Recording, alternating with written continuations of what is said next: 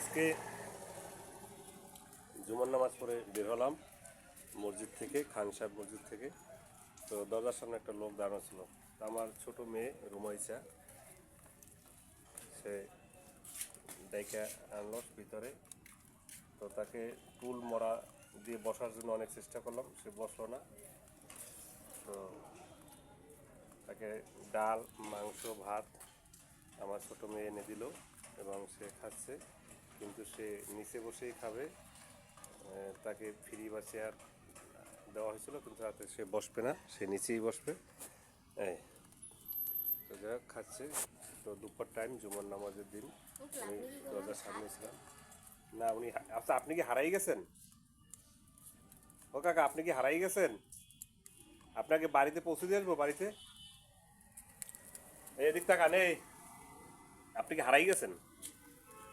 হ্যাঁ, বাড়ি কোন জায়গা বলতে পারেন? আচ্ছা যাই হোক, যদি কেউ এই ছবি দেখে চিনে থাকেন এই মানুষকে, তাহলে অবশ্যই এই বাস স্ট্যান্ড এরিয়াতে আছে, ভান্ডারিয়া বাস স্ট্যান্ড এলাকায় আছে। ঠিক আছে, ভান্ডারিয়া বাস স্ট্যান্ড এলাকায় আছে, ভান্ডারিয়া বাস স্ট্যান্ড এলাকায়।